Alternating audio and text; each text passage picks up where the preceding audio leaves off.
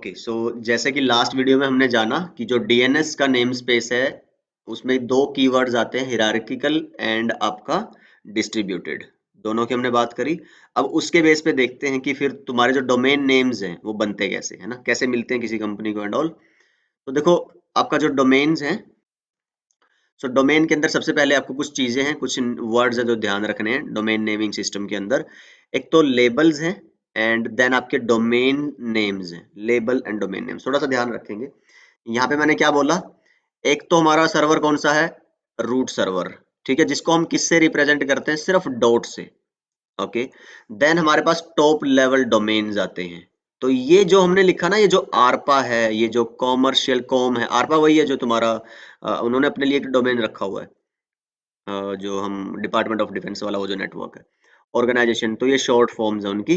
तो ये क्या है, अपने आप में ना लेबल्स हैं ये सारे। ये भी एक लेबल है, ये भी एक लेबल है, इस तरह से ये सब क्या है, लेबल्स हैं।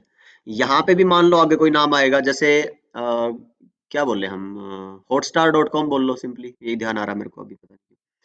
लेट्स से अब ऐसा है www.hotstar.com, और ये लास्ट में डॉट भी होता है, जो मैंने बताया कि वो लिखो ना लिखो वो डीएनएस सर्वर अपने आप समझ लेता है। तो डॉट कौन हो गया तुम्हारा, ये root.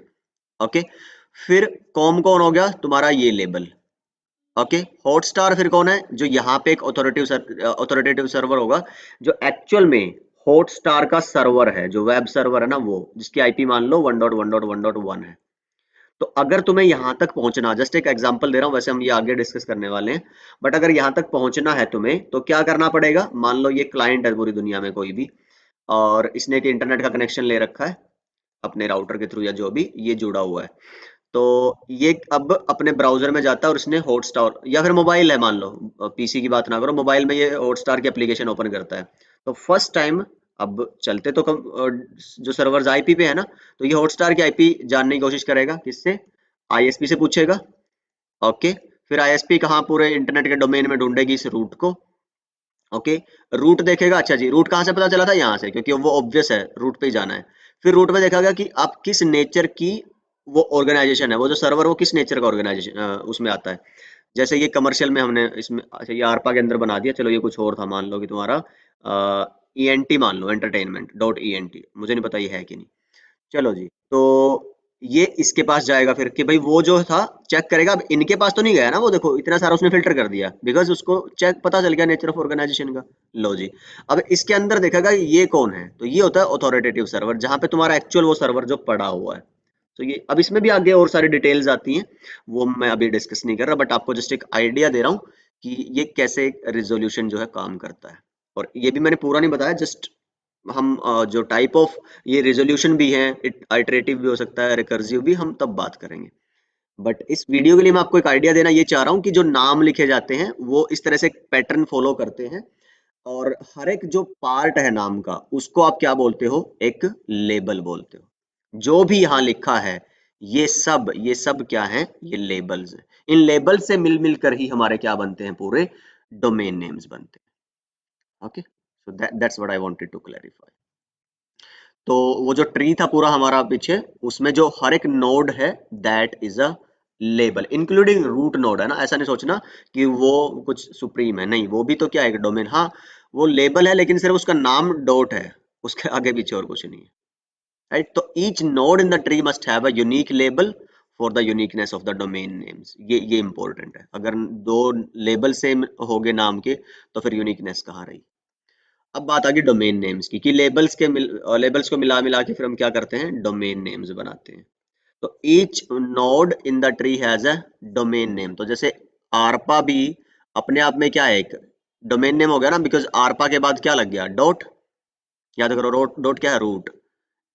Okay, the domain names are always read from bottom up to the root. जैसे इसको मैं क्या पढ़ूंगा, arpa dot, the last label is obviously root. This means that a full domain name always ends in a null, a dot. इसके बारे में भी हम बात करेंगे थोड़ा सा और ज्यादा। Full domain name is a series of labels separated by dots. जैसे मैंने अभी लास्ट में एग्जांपल दिया था, www.hotstar.com। तो इसमें क्या है, 1 2 3 labels are separated by the two dots।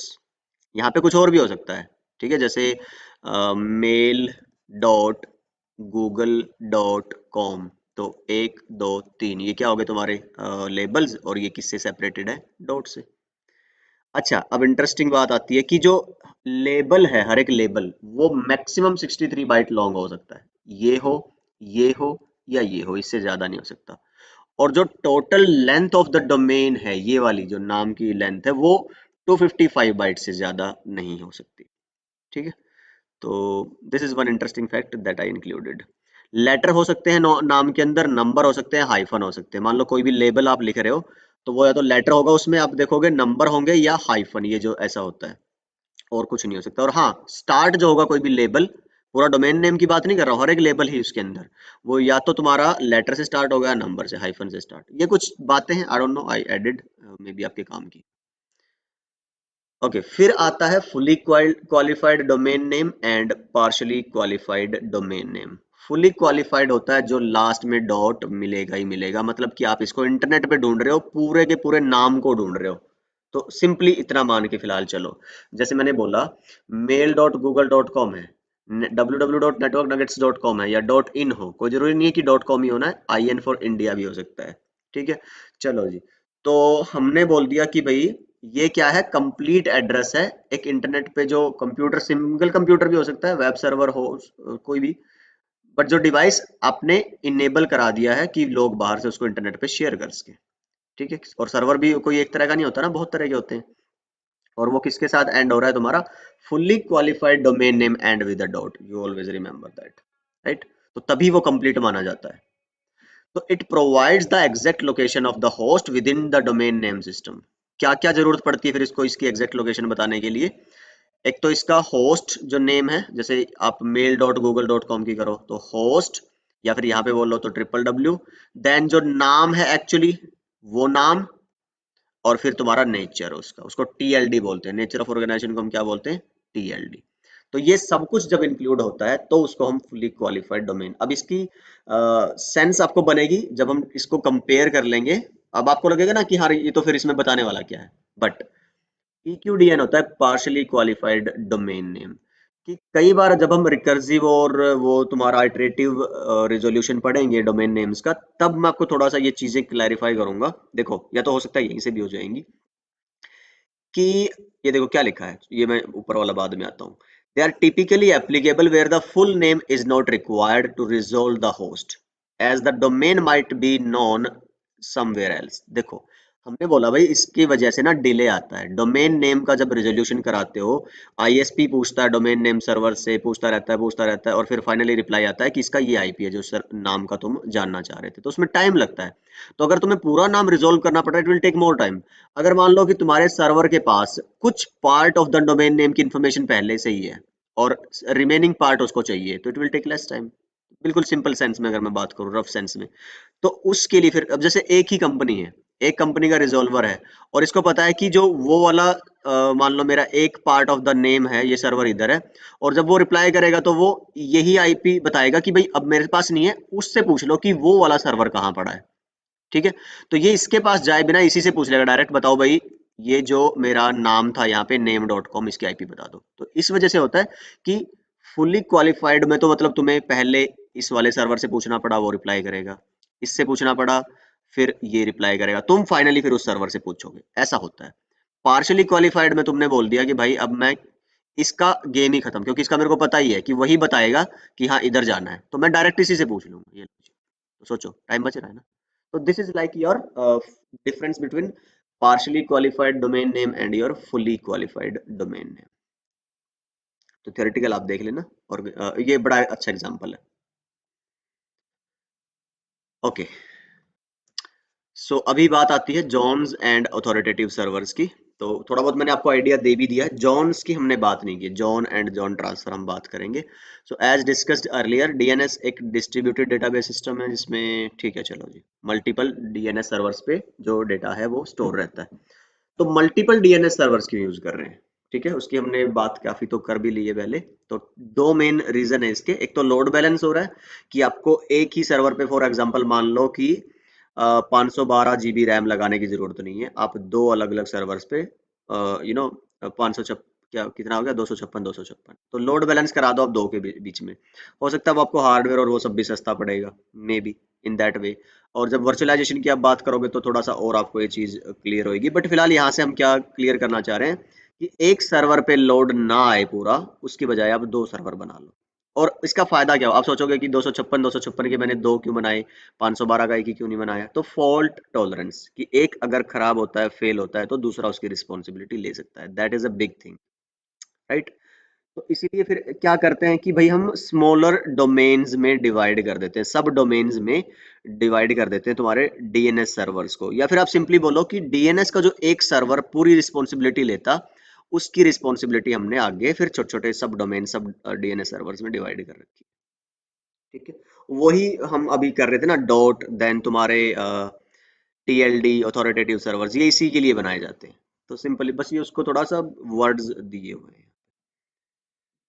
So there is kind of synchronicity, ये मैं बात कर चुका हूँ ऑलरेडी, आप पढ़ना इसको। जॉन क्या है देखो, अब ये थोड़ा सा उन्हीं चीजों को थोड़ा टेक्निकल लैंग्वेज में जान लेते हैं।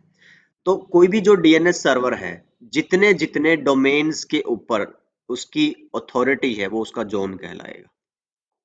ठीक है, एक सर्वर जिस जिसके लिए वो रिस्पॉन्सिबल है, वो उसका जोन कहलाएगा। जैसे तुम्हारा रूट की बात करो तुम, तो रूट का तो सारा ही जोन है ना, इसके अंदर सब आते हैं।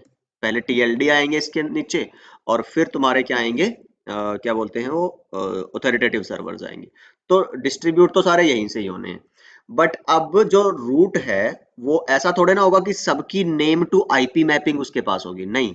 उसको तो सिर्फ ये पता है कि तुम किस तरह के नेचर के ऑर्गेनाइजेशन पे जाना चाहते हो। जैसे तुम्हारे पास रिक्वेस्ट आती है अगर रूट के पास, जैसे abc.in, फिर आती है जैसे www.xyz.uk या .com, कुछ भी। तो बस इस रिक्वेस्ट को ये क्या करेगा, इधर फॉरवर्ड कर दिया .in वाले टीएलडी पे, और एक इस रिक्वेस्ट को क्या कर दिया, इधर फॉरवर्ड कर दिया .uk वाले टीएलडी पे। इसका इतना ही, ये जो रिस्पॉन्सिबिलिटी हैंडल कर रहे हैं, that is called a zone, कि कितनी अथॉरिटी है उनकी। अब इसके अंदर फिर आगे .in के आगे फिर इसके अपने अथॉरिटेटिव सर्वर्स होंगे, that will talk later on. But yes, एक ही सर्वर सब कुछ नहीं करता, एक ही सर्वर की सबके ऊपर अथॉरिटी नहीं होती। But kind of will talk root की फिर सबके ऊपर। ओके, डोमेन एंड जोन, यहां से चीजें क्लियर होंगी। Domain and zone means the same thing if the main domain is not divided into smaller सब डोमेन्स। ठीक है, तो एक ही सर्वर होगा जो रिस्पॉन्सिबिलिटी हैंडल कर रहा है पूरे के पूरे डोमेन की, right.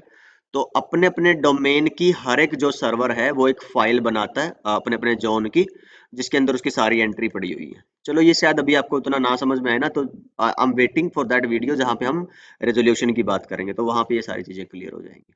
But I am trying कि थोड़ा जो थियोरेटिकल बैकग्राउंड है वो क्लियर हो जाए हमारा।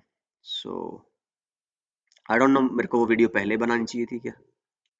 The server makes a database, तो उसके अंदर सारी इंफॉर्मेशन रहेगी for every node under that domain, right. तो जैसे हमने बात करी कि डॉट के बाद फिर तुम्हारा कमर्शियल, फिर कमर्शियल में जितने भी हैं, तो ये इसका क्या हो गया, तुम्हारा कमर्शियल वाले का जोन हो गया। ठीक है, और कमर्शियल में मान लो फिर अब आगे तुम्हारे पास एक अथॉरिटेटिव सर्वर है, तुमने सारा इसी को दे रखा है जिम्मा, या फिर इसको अथॉरिटेटिव बना के फिर इसके आगे और छोटे छोटे फिर तुमने नॉन अथॉरिटेटिव सर्वर्स बना रखे हैं। तो ये इसका क्या हो गया फिर तुम्हारा जोन। तो ये इसको हैंडल करेगा, इस पूरे को ये कॉम हैंडल करेगा। इस तरह से होते हैं, मतलब कि अपनी अपनी रिस्पॉन्सिबिलिटी सबकी। तो अपने जोन की वो एक फाइल बनाएगा, डोमेन, और उसको मेंटेन करेगा। अपडेट्स होते हैं, मान लो यहाँ पे कल को कोई चेंज हो गया, तो फिर ये चेंज यहाँ पे भी रिफ्लेक्ट होगा। तो that is the zone basically. और देन फिर क्या कहता है, डोमेन और जोन फिर अलग अलग हो जाएंगे। जैसे मैंने अभी थोड़ा लास्ट एग्जांपल दिया कि अगर मेन अथॉरिटेटिव सर्वर डिवाइड कर देता है इसके अपने बड़े डोमेन को, किसमें, मल्टीपल स्मॉलर डोमेन्स में, तो फिर उनको आप लोअर लेवल के अथॉरिटेटिव सर्वर्स बोलते हो, जो अलग अलग सब डोमेन को हैंडल करते हैं। जैसे मैंने बोल दिया था ना कि या तो आपने बोल दिया networknuggets.com, या फिर आपने क्या बोल दिया, sales.networknuggets.com, marketing.networknuggets, वो क्या है, सब डोमेन्स हो गए, राइट। तो फिर ये डोमेन एंड जोन अलग बात हो जाएगी। तो networknuggets.com पहले जो एक डोमेन भी था, एक जोन भी था, अब नेटवर्क नगेट्स डॉट कॉम के साथ sales dot network nuggets dot com और लेट्स से hr.networknuggets.com, ये दो अलग अलग तुम्हारे डोमेन हो गए, right? So remember, the original server is not free from responsibility totally, right? It still has a zone, but the detailed information is kept by the lower level servers. अब top जो root domain है मैंने बताया ना, उसका zone तो देख सारा ही आ गया, उसकी रिस्पॉन्सिबिलिटी तो है, वो हट नहीं गया। जो टॉप हमारा रूट है ना, रूट के पास रिस्पॉन्सिबिलिटी तो है, बट अब ये रिस्पॉन्सिबिलिटी नहीं है कि सारी इन्फॉर्मेशन उसके पास रहे, ये सिर्फ पॉइंट कर सकता है अब नीचे वाले डोमेन्स को। तो इट इज लाइक दैट। तो आई होप ये ज्यादा कंफ्यूजिंग नहीं हुआ है आपके लिए। चलिए, सो ठीक है, इस वीडियो में इतना ही रख लेते हैं। अगली वीडियो में हम थोड़ा सा और डिटेल में बात करेंगे। अभी जो हमने जितना अभी तक डिस्कस किया है, अभी मैंने सिर्फ आपको रूट का नाम बताया है, टीएलडी के नाम बताए हैं और ऑथोरिटेटिव डीएनएस सर्वर। थोड़ा इनको और एक्सप्लेन करते हैं, इसके रूल रेगुलेशन और वो सब डिस्कस करते हैं अगली video. So I will see you in the next one, है ना? Bye bye and take.